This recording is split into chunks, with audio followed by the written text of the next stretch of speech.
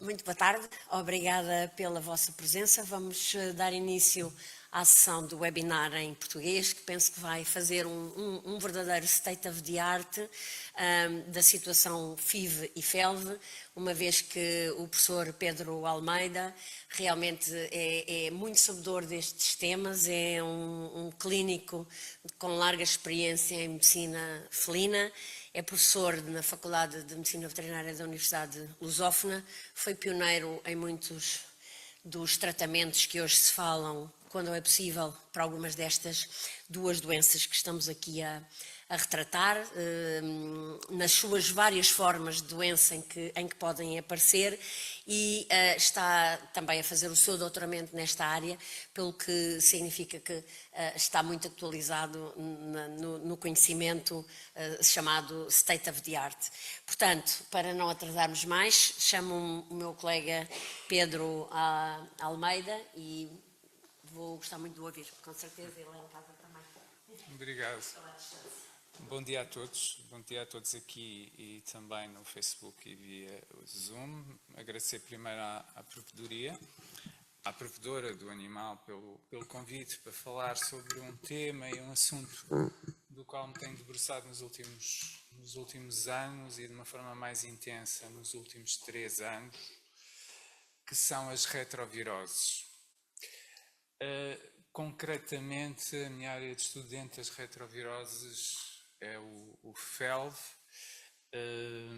e vou tentar aqui concretizar para a nossa realidade e particularmente para a realidade dos gatos asilvestrados, como é que nós podemos abordar esta doença tão complexa. Primeiro que tudo, eu gostava de esclarecer que temos aqui duas coisas fundamentais. Primeiro, que há gatos e gatos, portanto, há um sábio que costumava dizer que um indivíduo não é só um indivíduo, é o seu contexto, e nós temos gatos vadios, asilvestrados, temos gatos indoor, portanto, exclusivamente dentro de casa, temos gatos indoor com mais não sei quantos gatos, temos gatos com acesso ao exterior, temos gatos que vivem em abrigos e temos ainda os gatos selvagens, que é uma população também relevante em Portugal. E, portanto, numa doença que nós já vimos que a patogenia dela é algo complexa, esses gatos muitas vezes têm que ser abordados com algumas particularidades relativamente ao seu entourage, ao seu ambiente. Eu começava por rever o estudo que a Catherine mostrou e que nos pôs um bocadinho aqui no foco da mira europeia. Todo o sul da Europa tem uma prevalência bastante alta relativamente ao FELV. Este estudo, de facto, tem uma amostra absolutamente impressionante. Nós contribuímos, como vocês podem ver aqui, com 330 amostras. O ideal era que cada país tivesse contribuído da mesma forma. No nosso caso, não foi na mesma quantidade de campos que foram noutros países. Tudo isto, a nível estatístico, pode enviesar um bocadinho a coisa. Era desejável que a amostra fosse significativa a nível de população, ou seja, que englobasse uma proporção X de animais com tutor, de gatos com tutor, de gatos vadios e de abrigos. Isso não se verificou e às vezes estes números não são propriamente 100% para se ler. Não temos aqui a Grécia, não são 32 países, são 30, se depois de lermos o artigo com detalhe, porque houve 2 que acabaram por não corresponder aos critérios, mas de facto nós estamos apontados como um país com 8,8% de prevalência de FELV, quando a média europeia é 2,3%.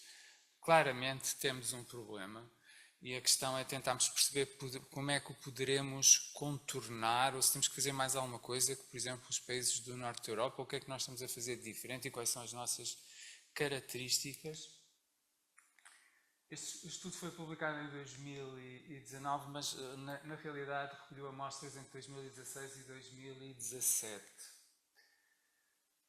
Concretamente, e falando da realidade dos protocolos SEDA, que é um dos pontos mais importantes, não estou a ser ouvido bem, não me estão a ouvir bem? Mais perto do micro, ok.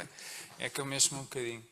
Para a realidade dos programas SED, eu gostava de mostrar este artigo, que saiu este ano em março, e que englobou, portanto, uma elevada amostragem de 1711 gatos stray, portanto, vadios, asilvestrados, num sistema SED suíço. E este estudo, de facto, confirmou que eles têm uma prevalência metade da nossa, de 4%, e fizeram uma coisa que foi também quantificar a carga viral. E depois eu já vou, porque esta parte tentámos, na primeira, eu organizei esta nossa conversa em duas partes. Primeiro, perceber que realidade é que nós temos em Portugal, e depois fazemos aqui um ponto de situação de que conhecer a doença e saber testá-la também, na minha perspectiva, de uma pessoa que estuda isto já há bastantes anos, e depois vou falar um bocadinho sobre terapêuticas. Ok, o micro se calhar é melhor, penso que assim já me ouvem melhor. E este estudo suíço, relativamente à realidade SED e dos programas SED, é interessante, porque ele mostra-nos que de facto tem metade da prevalência que nós temos, e que 32% dos gatos positivos estavam então no seu estadio, no seu curse progressivo, usando o cutoff da IDEX baseado em alguns estudos que agora se fazem, que nós com um PCR quantitativo poderemos avaliar, ou pelo menos ter uma noção que serão likely, ou seja, provavelmente serão progressivos ou regressivos. No entanto, este estudo acaba por nos provar uma coisa, é que de todos os gatos que têm FeLV, só entre 30%, em alguns estudos 40%, é que eles são progressivos. O que é que isso significa? Que são gatos que vão provavelmente, e provavelmente 80% de probabilidade, vir a ter alguma doença associada ao FeLV, e a sua esperança de vida poderá ser condicionada. Mas estamos a falar de 1/3 dos gatos FeLV. Depois, outra coisa curiosa, este estudo foi publicado em março deste ano. Estamos a falar de FeLV em 2024. Outra coisa curiosa que este estudo nos transmite, portanto aqui 68 gatos, os 4%, metade da nossa prevalência, registada no estudo pan-europeu, que este estudo, e eu estou a parafrasear, é o que está publicado de estudo, historicamente os testes de rotina para FeLV nos programas SED suíços não tinham sido implementados, só foram introduzidos para efeito do presente estudo. Na Suíça, os gatos asilvestrados, quando são recolhidos para castrar, não são testados. Mas, e continuo a parafrasear, 68 gatos, que foram os gatos daqueles 1711 que deram positivos, para FeLV no estudo foram libertados no ambiente natural depois de terem sido castrados e de terem recebido cuidados veterinários básicos. Nenhum dos gatos foi eutanasiado. Estudo suíço, 2024, publicado em março, e que se reporta porque isto engloba todos os programas SED suíços de 2019 a 2023. Portanto, durante este período, nenhum gato, a não ser porque entraram neste estudo, foi testado para retroviroses. Foram testados para terem uma noção da prevalência. Eu penso que isto é um dado bastante importante. E depois, o que é que eles sugerem para a Suíça ainda diminuir estes 4%? O que é sugerido fazer aos gatos asilvestrados? Medidas adicionais para reduzir a prevalência de FeLV em populações de gatos vadios devem incluir vacinação contra FeLV. Portanto, o que eles sugerem é que se arranje forma de vacinar, quando são recolhidos estes gatos para esterilizar, vacinar. Pese embora, no entanto, todas as vacinas contra FeLV atualmente disponíveis requerem 2 vacinações para obter uma imunidade protetora contra FeLV. Isto pode dificultar seriamente este objetivo. A sugestão maior deste estudo, publicado, portanto, este ano em março. Portanto, eu acho que isto é importante aprender e ver o que é que se faz, porque estamos aqui a falar, isto é, digamos que é o centro de nós estarmos aqui a falar hoje, não é? Ver o que neste país se faz, mesmo já tendo metade ou supostamente metade da prevalência.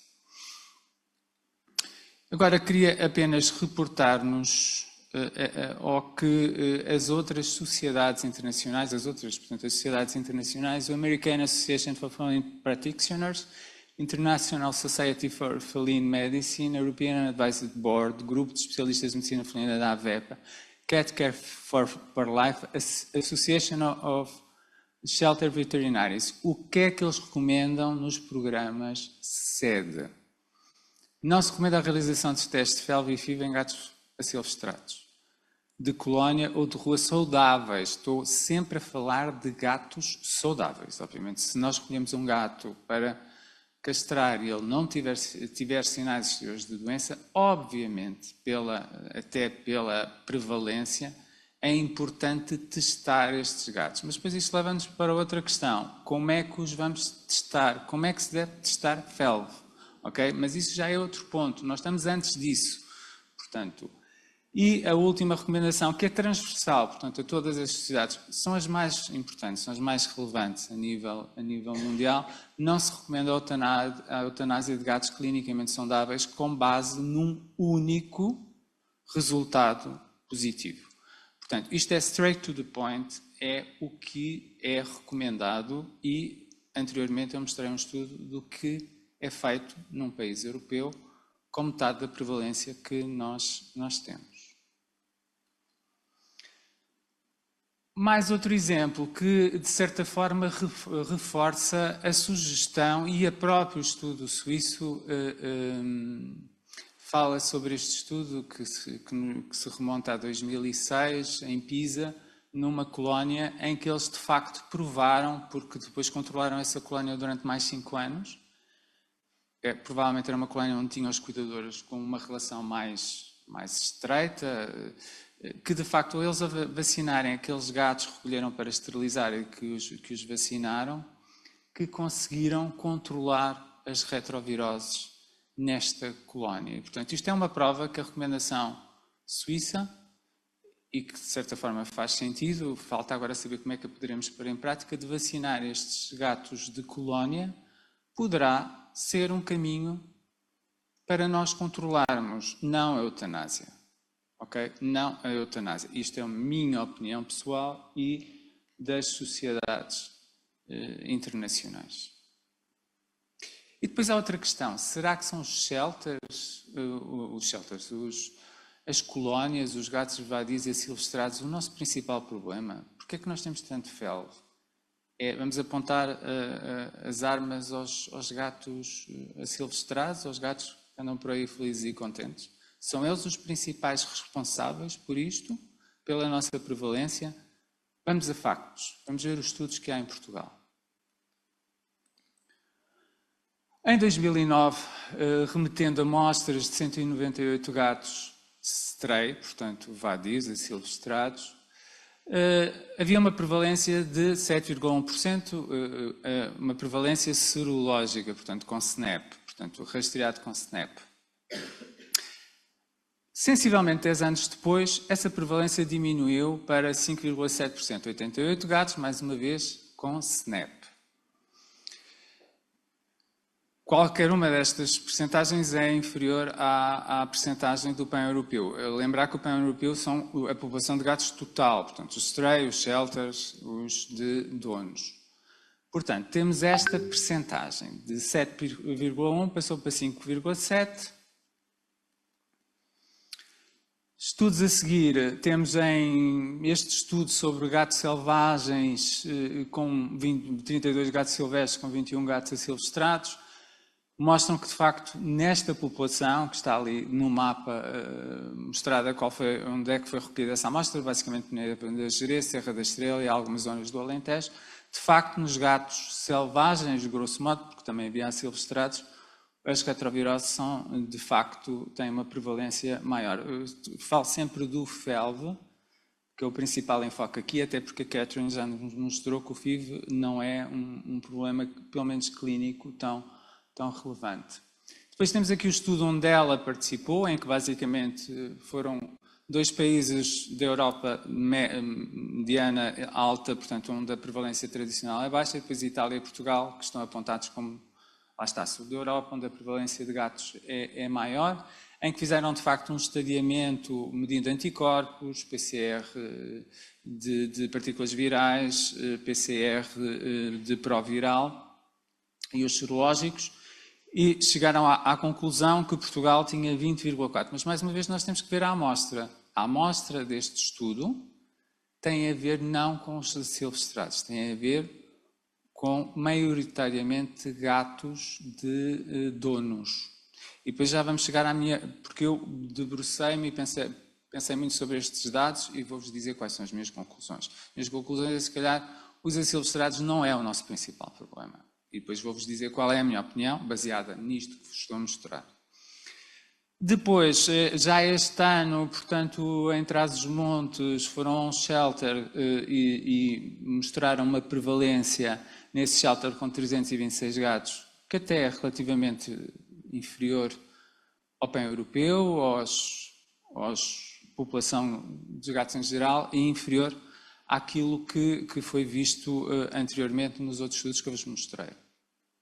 Nós, Lusófona, o meu grupo de estudo, publicamos em 2023 um estudo com 839 gatos que foram rastreados no Hospital Escolar da Universidade de Lusófona, que mais uma vez abrangem uma população muito heterogénea de gatos, asilvestrados, abrigo, de donos. E qual foi a prevalência que nós tivemos? 12,7%. Portanto, do PAN europeu era 8,8%, subiu para 12,7%. Ou seja, ao contrário dos outros países da Europa, em que a prevalência de fel parece estar a estagnar ou a diminuir, nós estamos a subir. Mas é preciso ver isto à lupa, não se pode ver isto assim de uma forma leve. Porquê é que nós estamos a subir? O que é que nós estamos a fazer? Claramente não vacinar os gatos, independentemente de serem asilvestrados, de abrigos ou de donos, é um problema que nós temos. Nós vacinamos muito pouco, ok? Mas depois vamos ver esta população. Nós tivemos, de facto, 12,7%. Antes, em 2019, Portugal estava carimbado com 8,8%. Mas que gatos é que são estes?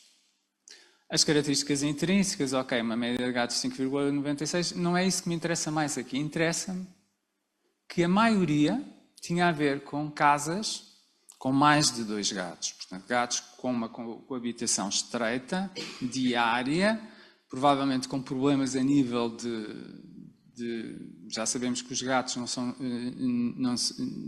são muito zelosos do seu espaço, na esmagadora maioria deles, não vacinados. E, portanto, esta prevalência de 12,7% tem a ver mais com casas com uma grande concentração de gatos, onde esses gatos nunca foram testados ou não foram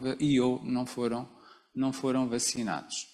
Ok? Portanto, coabitavam com mais de 2 gatos, mais de metade dos gatos, 56,1%, eram gatos com tutores. É importante nós percebermos, eu acho que este nosso estudo da Universidade de Lusófona foi publicado no congresso da World Small Animal Veterinary Association, não este ano, mas em 2023, acho que dá-nos que pensar porque é que Portugal tem uma prevalência de fel tão alta. E eu penso que a tónica não estará necessariamente nos gatos asilvestrados.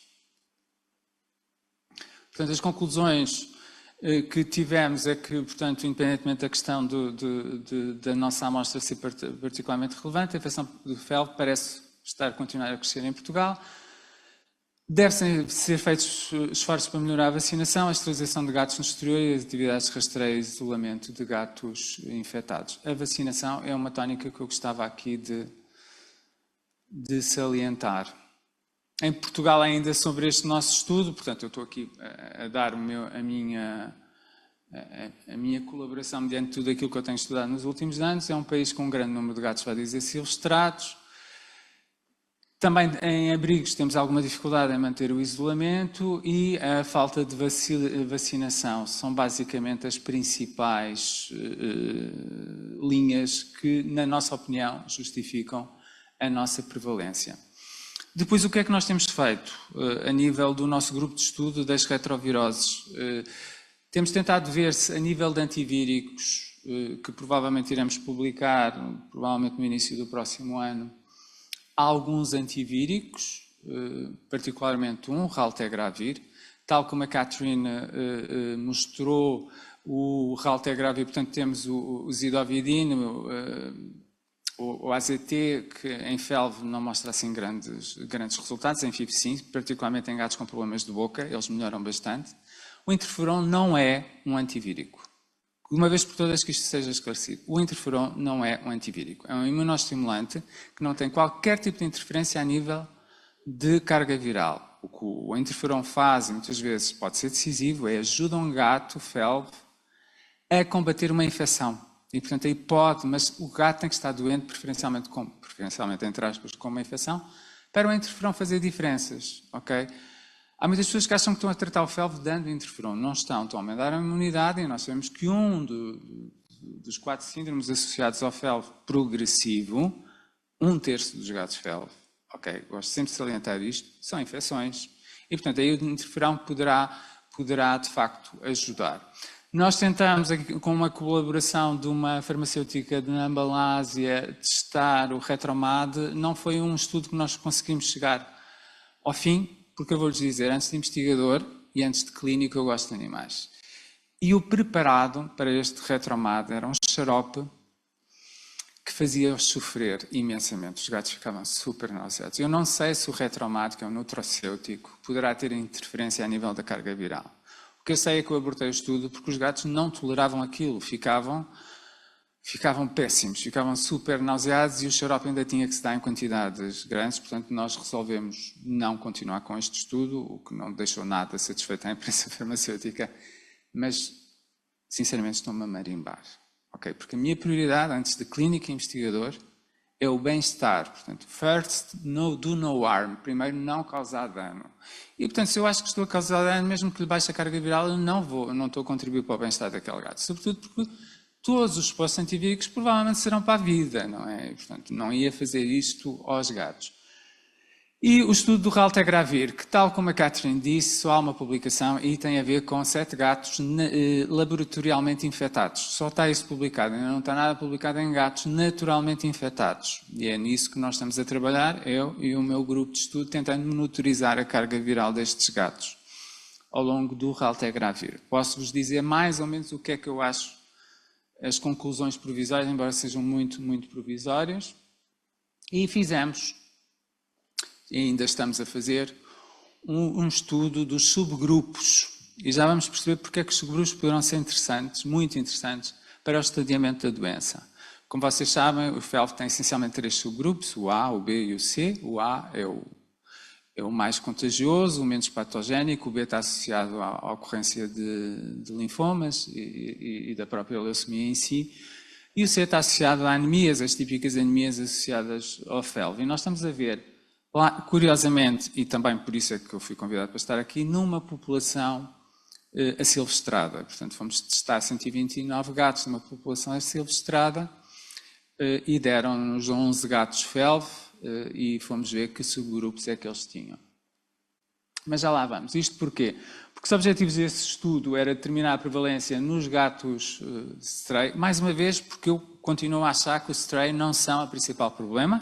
E os resultados vieram-nos a confirmar isso. Nós tivemos 12, qualquer coisa de prevalência no hospital em todos os gatos que testamos e nesta população stray tivemos menos que isso. Portanto, não tivemos uma prevalência tão alta. E depois tentar identificar os subtipos virais circulantes e associados à carga viral. Vamos quantificar nesses 11 gatos a carga viral que eles tinham e que subgrupos é que eles tinham para entendermos melhor a doença e a patogenia. Porque, no fundo, a determinação das cargas virais e a correlação com os subgrupos de FeLV, bem como seus tropismos teciduais, ajudarão a entender a patogenia do vírus. As retroviroses não são fáceis de entender. São complicadas, os estadios, a classificação dos estadios, aqueles quadros que nós temos para ver se está num estado abortivo, no regressivo, no progressivo, não são assim tão lineares quanto isso. E qual é o resultado final sobre isso? Quando não é linear, devemos dar sempre o benefício. E o benefício é o gato. Ok? O benefício é o gato. É para isso que nós trabalhamos. É para eles melhorarem e terem uma boa vida. É o motivo de estarmos aqui todos. Não podemos nos esquecer disso, não é? Qualquer retrovirose é desafiante no seu entendimento clínico e imprevisível e muitas vezes frustrante na sua evolução. Na atualidade existe já a percepção de que a imprevisibilidade estará diretamente relacionada com os subgrupos do FeLV. E aqui, basicamente, para além de percebermos onde é que está o problema de termos uma prevalência tão alta, eu acho que o segundo ponto desta conversa que estamos a ter é entender a doença e saber testar. Este é o segundo ponto. E depois, eventualmente, tratá-la, não é? É isto, a nossa abordagem que nós temos que ter, independentemente de serem gatos stray, portanto asilvestrados, indoor, com donos, estarem em abrigos. O ciclo da doença, não vou aqui alongar-me sobre isto, mas vocês já sabem. Normalmente, desde que o gato depende da sua imunidade, é um jogo entre a imunidade do gato, a carga viral, a forma como é infectado, há sempre um período de replicação nos gânglios orofaríngeos e depois entram em circulação. Se o gato tiver uma grande imunidade, se a carga não for fantástica, ele consegue deitar a infecção para canto e tem o estado abortivo, em que nós conseguimos detectar um estado abortivo dosando os anticorpos, mas eles deixam de ter testes rápidos, portanto serológicos e PCRs positivos. Depois ainda há a forma focal, que é tal que dá antigenémias e eventualmente anticorpos poderão dar positivos ou negativos, mas dão sempre PCRs negativos. Relativamente à dúvida da Kátia, provavelmente da Kátia Marques, provavelmente é um gato abortivo. Se de facto as alterações do hemograma se devem a esse estado abortivo, tem muitas dúvidas. Depois o vírus vai tentando fazer o seu caminho, chega à medula e aí mais uma vez o sistema imunitário pode ficar com uma carga muito baixa e mais uma vez diminuir a carga viral e ser um estado regressivo com muitas partículas virais na saliva, a principal forma de transmissão. E portanto provavelmente aquele gato, a não ser que tenha o azar de ter uma imunossupressão por uma doença por stress, vai ficar regressivo o resto da vida e, portanto, é pouco provável que venha a sofrer de uma das doenças associadas ao FeLV. E depois o estado progressivo, que todos os estudos apontam que 1/3 dos gatos que contactaram com o vírus do FeLV poderão ser 1/3. Ok?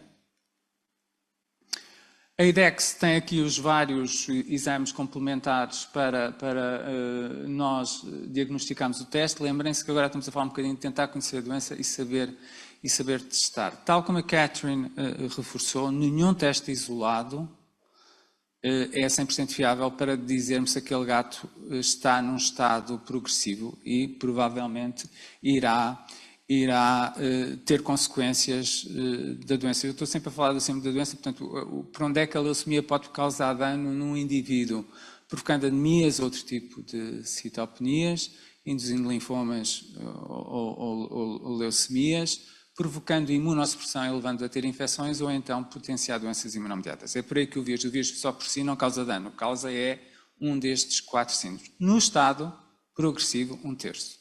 Okay? Eu não me esqueço sempre de salientar, portanto, isto é a forma de nós conseguirmos perceber então se é progressivo, se é regressivo, se é abortivo, fazendo este trial, olhando para este.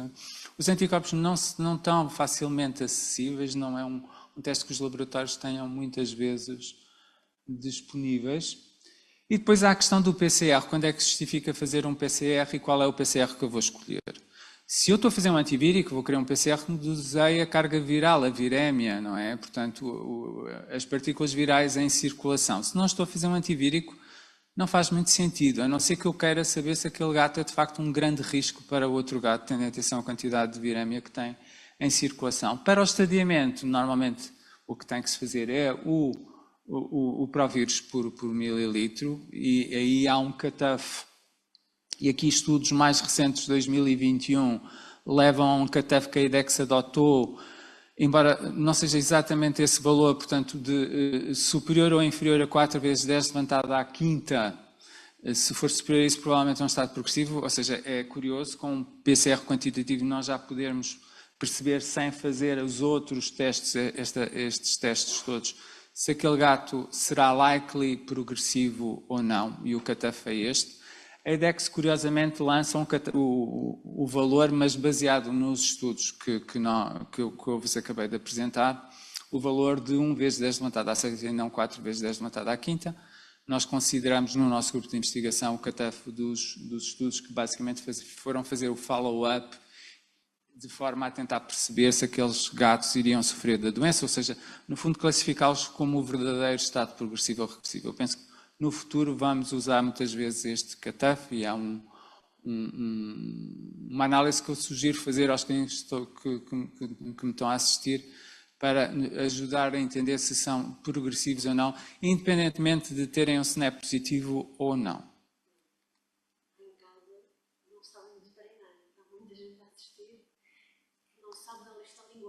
Ok, mas uma das coisas importantes é as pessoas também aprenderem a testar, não é? E, portanto, também estou a falar para veterinários. Pronto, se calhar então aqui não entro tanto por aqui. Nós já percebemos que o FeLV e qualquer retrovirose precisa de se integrar, são vírus RNA, para isso precisam de se transformar em DNA para inserir-se no genoma das células e depois continuar a vida deles e infectar. Os subgrupos, que é o estudo que nós estamos a fazer, que está a incidir nos 3 principais subgrupos, ver aquela população dos asilvestrados, que subgrupos é que têm. Portanto, como eu já vos falei, o A é o ubiquitário, o herpes vírus, é o mais contagioso, mas é o menos patogénico. Depois temos o B associado a linfomas e leucemias e o C associado a anemias. Portanto, levando a estes 4 síndromes. E depois ainda há outros subtipos, mas com não a mesma relevância. Portanto, este é o último estudo que nós estamos a fazer. Portanto, a prevalência do FeLV e viral subgrupos numa população de 129 gatos. No fundo, já estamos um bocadinho à frente, estamos a ser mais ambiciosos, estamos a tentar caracterizá-los geneticamente e comparar o genoma destes gatos com o resto dos gatos FeLV do mundo, para perceber se há diferenças. Como eu vos disse, é um estudo da área da Grande Lisboa. Aqui a parte técnica não vou entrar muito por aí. O resultado é 8,5% de prevalência, com intervalo de confiança entre 4,7 e 13,2.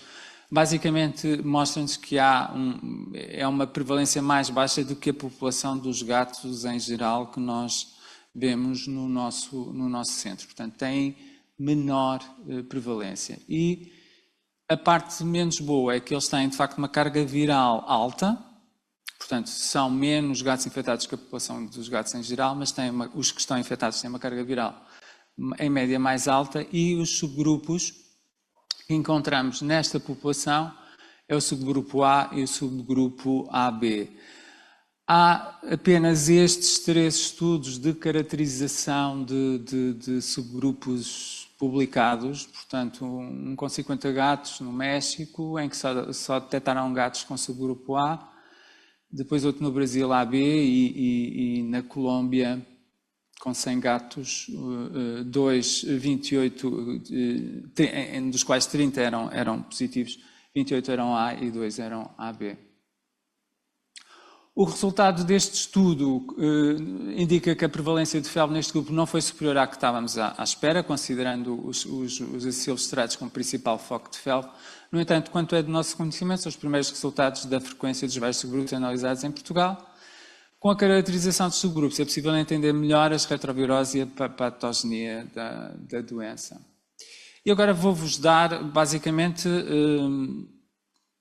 uma lista daquilo que, ao fim de uma década, porque nós começamos isto tudo com os antivíricos em 2015, o facto de termos publicado um caso clínico em que fizemos o raltegravir e depois ter apresentado um póster no SVEC com 3 gatos a fazer o raltegravir, de certa forma a net é de facto bastante promíscua e às vezes muito viral e, portanto, muitas vezes chegam-nos muitas consultas para fazermos de gatos FeLV e para darmos a nossa opinião e, portanto, esta é a minha opinião e a minha sensibilidade ao fim de uma década a fazer consultas de gato FeLV, mais de 1000 consultas.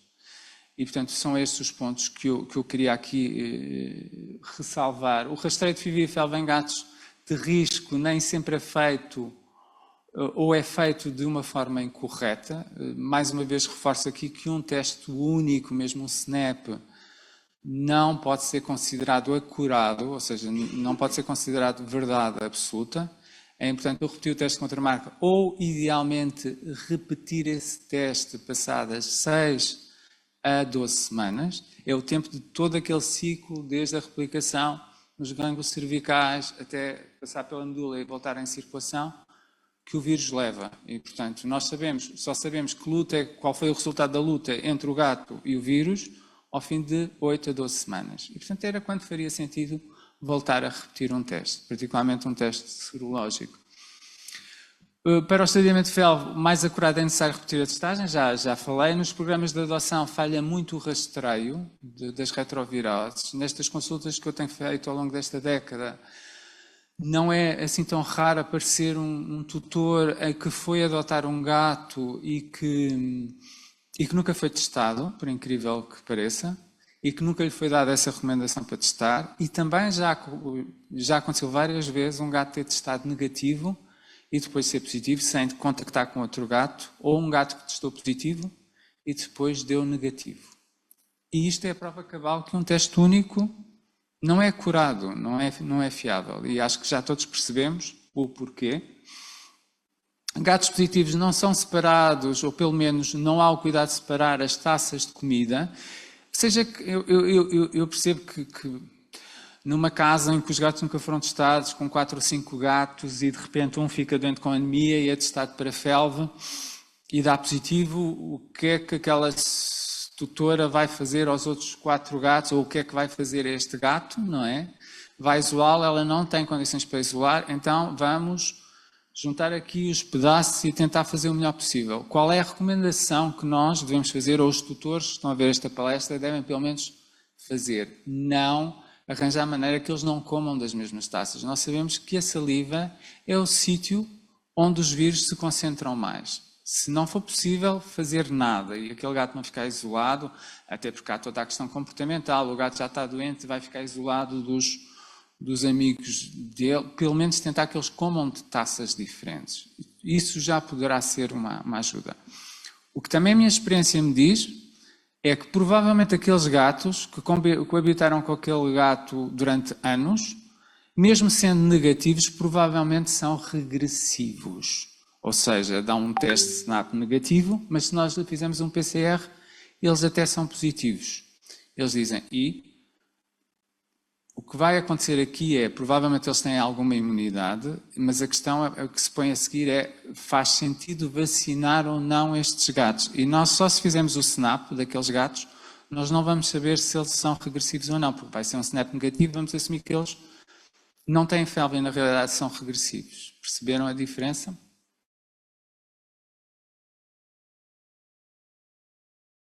Eu acho que aqui não é tanto o facto de nós termos gatos vadios em Portugal, temos muitos gatos vadios, não acho que seja o nosso principal problema. Não é não termos shelters, claro que temos que tentar melhorar sempre a condição dos abrigos, tentar criar salas de isolamento. Eu acho que o nosso principal problema em Portugal é, de facto, temos casas com muitos gatos, muitas vezes gatos a coabitar em quartos. E qual é o problema disso? Se os gatos se entenderem, muito bem, a questão é, relativamente às retroviroses, por favor, sempre que adotam mais um gato da rua, testem-o. E testem-o corretamente. Este é o principal problema. E o não vacinarmos o felve. A vacina de felve tem que existir uma vacina core. Tendo atenção à prevalência, é, sem dúvida, uma vacina core. Uma vacina core é uma vacina essencial.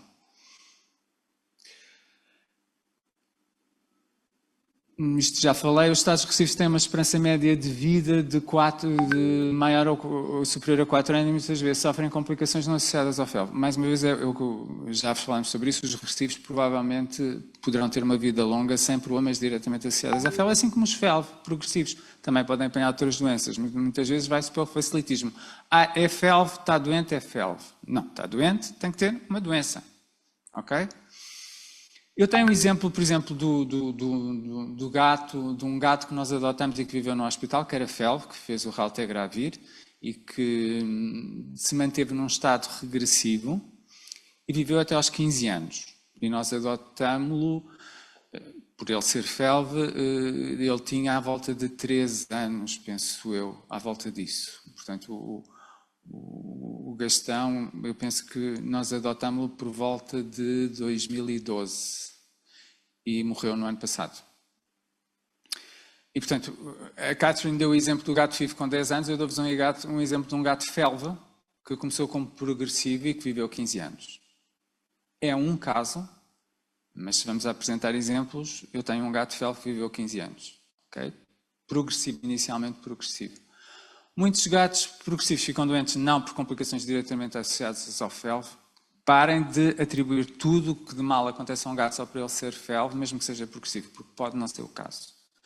Os gatos FIV positivos têm a mesma esperança média de vida dos gatos não FIV, isto já é mais que sabido. A Catherine apresentou vários exemplos e estudos que provam isso. Juntar 2 gatos progressivos potencia a infecção e o risco de doenças associadas. Isto é verdade, é uma realidade, mas a Associação Mundial de Shelters recomenda, se não houver outras condições, pois eventualmente terão que se juntar os gatos positivos, não vamos juntar os gatos positivos com os gatos negativos. O que nós temos que começar a pensar em veterinária, e isto tem a ver com os subgrupos, provavelmente não vai começar a ser posto em prática já, mas temos que perceber que é este o caminho. Fazer um teste rápido só não dita um estadio, nem dita portanto, o destino daquele gato. Temos que começar a pensar neste termo que está muito em voga, antes era a medicina da evidência, agora é a medicina de precisão. E, portanto, temos que saber que, de facto, temos que usar gold standard. Antes, um PCR, quando eu comecei a trabalhar, era uma coisa que custava centenas de euros, levava 2 meses a vir o resultado. Neste momento, o PCR, nós temos o resultado de um dia para o outro. Está um preço quase próximo de um snap e, portanto, nós temos que pensar em fazer um diagnóstico correto, não só com um teste individual, repetindo esse teste, e completando com um gold standard, portanto um PCR quantitativo para o estadiamento de DNA, portanto de qPCR. No futuro vamos associar o subgrupo e é isso que o nosso estudo está a investigar, porque nós ao fazermos o PCR quantitativo, o SNAP e o subgrupo, nós podemos dizer o seu gato é progressivo e tendo o subgrupo B é altamente provável vir a ter um linfoma. Vamos poder chegar a esta correlação. Ainda falta um bocadinho, mas é esse o caminho. E basicamente era isto que eu queria salientar. Aqui estão exemplos dos nossos estudos, sobretudo com o raltegravir, como tudo começou em 2015, exatamente no ano em que saiu aquele estudo que a Catherine Hartmann mostrou com 7 gatos experimentalmente infectados. Portanto, este foi o primeiro gato a ser tratado naturalmente infectado. A carga viral baixa, o vírus de DNA nem tanto. É o que nos parece que está a acontecer. Depois publicamos no SVEC e na FCAVA com mais dois gatos. Depois fizemos uma atualização sobre o tratamento já há uns anos. E está aqui basicamente como é que os antivíricos atuam. Portanto, o Retromat, que era aquele xarope que eu vos falei, o nutracêutico, impedia que o vírus RNA se transformasse em DNA e, portanto, tentasse a sua sorte na célula. É onde o raltegravir também atua. Há aqui uma onda sobre o Tafic e o Bectarvir, portanto, que é Bictarvir mais etricitanina e tenofovir. Basicamente, estes 3 princípios ativos entram na transcrição e na integração. O raltegravir atua sobretudo na integração, portanto o vírus depois de se transformar em DNA entrar nas células, o raltegravir impede que isso aconteça. Sobre este Tafic ou Bictarvir, eu não tenho doses, o raltegravir foi primeiro estudado a nível de farmacocinética e dinamia e farmacossegurança, primeiro, chegamos a uma dose. Depois, um grupo de Bristol e de Budapeste infectou intraperitonealmente com o vírus da leucemia felina 18 gatos, 7 deles ficaram com forma progressiva e depois foram ver o efeito. O raltegravir eu tenho uma dose, tem uma farmacossegurança para dar. O Bictarvir ou Tafic, portanto, são aqueles 3 componentes, eu não sei que começam por dar 1/4 comprimido de SID e depois fazem uma dose de manutenção de um 1/8. Eu, na minha opinião, eu não tenho experiência, nunca usei este antivírico. É-me pedido, sobretudo, por associações que conseguem este antivírico fazer o controle da carga viral. Eu tenho consultas em que basicamente controlo a carga viral, não mexo na dose, porque eu não sei qual é a dose é esta e porque é que está a ser feita. O que eu estou, claro que estou a falar de 6 casos, mas a conclusão a que eu estou a chegar é que os resultados são muito anedóticos, uns até sobe, noutros baixam um bocadinho, sobretudo o DNA, e noutros não faz absolutamente nada. Portanto, é o que eu vos posso dizer nesta fase sobre os antivíricos e é isto.